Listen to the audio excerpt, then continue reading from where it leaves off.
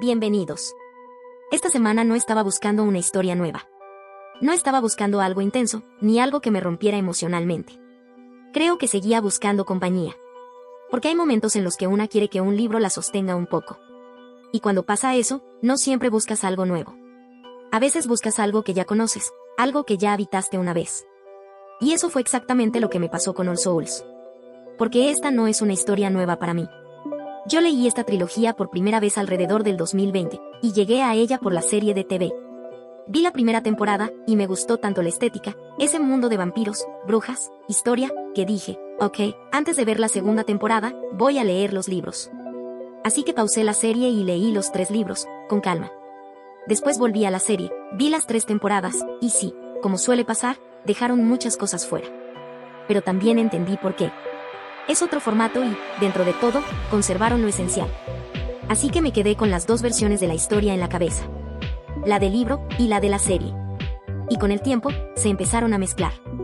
Hasta que hace poco descubrí que en realidad la historia no termina en la trilogía. Hay más libros. Uno centrado en Marcus, que todavía no leo, y otro que continúa la historia varios años después.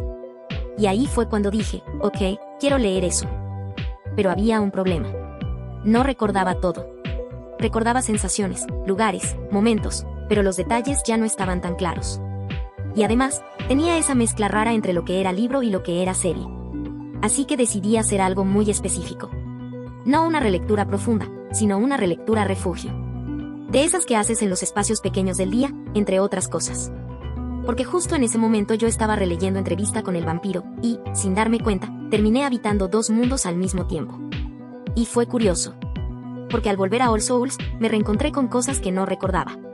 Pequeños detalles, momentos, gestos, diálogos que simplemente había olvidado.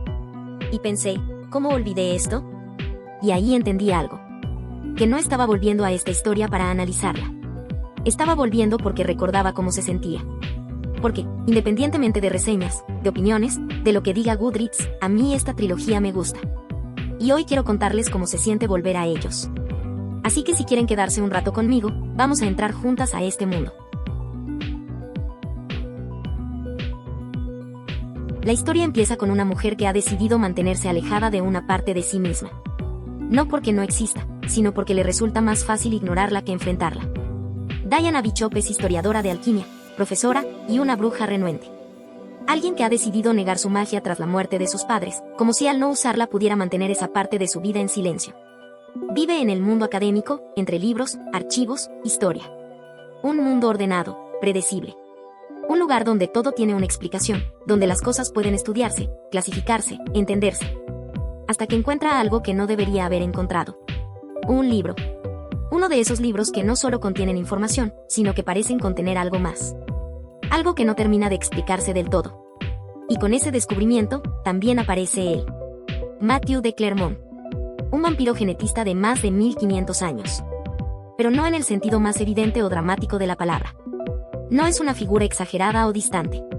Es alguien que también habita ese mundo académico, que observa, que analiza, que intenta entender.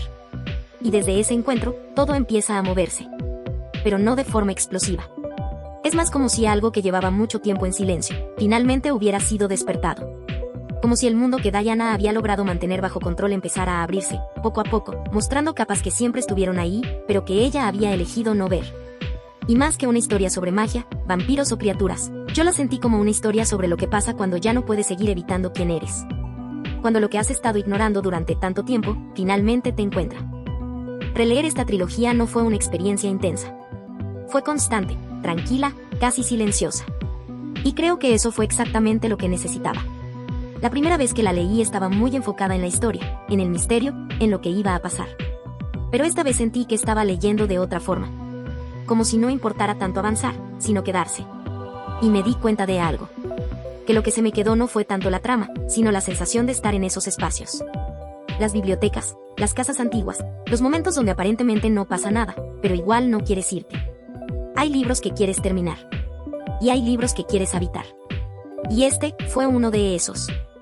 Diana se siente como alguien que ha pasado mucho tiempo tratando de no ser lo que es. Y eso la hace muy fácil de entender. Porque todos, en algún momento, evitamos algo. Algo que sabemos que está ahí, pero preferimos no mirarlo demasiado. Matthew, por otro lado, se siente como alguien que ha vivido demasiado. Hay algo en el que siempre está contenido, como si constantemente estuviera midiendo cuánto puede mostrar, cuánto puede decir, cuánto puede sentir sin perder el control. Y la relación entre ellos no es perfecta.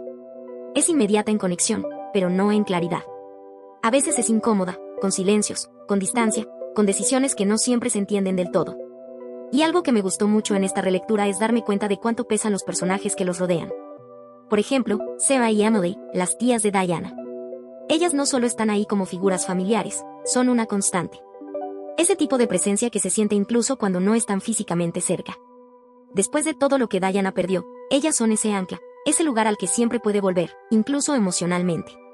Y luego están los antagonistas, como Satu o Peter Knox, que tienen esta forma de aparecer en los momentos menos oportunos, como si nunca terminaran de irse del todo. No son una amenaza lejana, son una presión constante. Una sensación de que nunca hay descanso completo. Y entre todo eso, también están esos personajes que no necesariamente dominan la historia, pero que igual se quedan contigo. Como Cora. Ella tiene una presencia muy particular. No necesita ocupar demasiado espacio para sentirse importante. Está ahí, siendo parte de Diana de una forma muy íntima, y honestamente, justicia para Cora en la serie, porque en los libros se siente mucho más. Y creo que eso es lo que más me gustó de los personajes en general. Que más allá de sus roles, se sienten como personas que ya tenían una vida antes de que empezara la historia. Que ya tenían vínculos, heridas, historia acumulada. Si tuviera que describir esta trilogía en sensaciones, diría que se siente como luz suave entrando por una ventana antigua, páginas pasando lentamente, madera, piedra, polvo en el aire. Pero también se siente como un viaje. Un viaje que empieza en lugares muy contenidos y académicos, como Oxford, con sus bibliotecas silenciosas, sus mesas de estudio, ese tipo de espacios donde todo parece estar bajo control. Y poco a poco, se va abriendo. Nos lleva a casas antiguas que se sienten cargadas de historia, como Sept Tours en Francia, donde no solo hay paredes y habitaciones, sino memoria, familia, tiempo acumulado. También nos mueve por ciudades que se sienten casi suspendidas en el tiempo, como Venecia, con esa mezcla de belleza y decadencia, o espacios más formales y tensos, como las reuniones con la congregación, donde todo se siente más rígido, más contenido. Y en el segundo libro, ese viaje se expande aún más, porque no solo cambia el lugar, cambia el tiempo. La historia nos lleva al pasado, a un Londres más oscuro y crudo, donde todo se siente más cercano e inmediato, como si el mundo todavía no se hubiera ordenado del todo. Y ese contraste, entre lo académico, lo familiar, lo político, lo histórico, es lo que construye esta sensación tan particular. Porque sí, hay muchos espacios cerrados, pero cada uno tiene una energía distinta. No se sienten iguales. Cada lugar respira algo diferente. Y eso hace que la atmósfera no sea estática, sino envolvente. No es una historia ruidosa. Es una historia que respira lento. Y si entras en ese ritmo, se vuelve muy fácil quedarse. Hay algo que creo que vale la pena decir con honestidad. Este no es un libro que se lea rápido. Y no solo porque la historia quiera tomarse su tiempo, sino porque hay mucha información.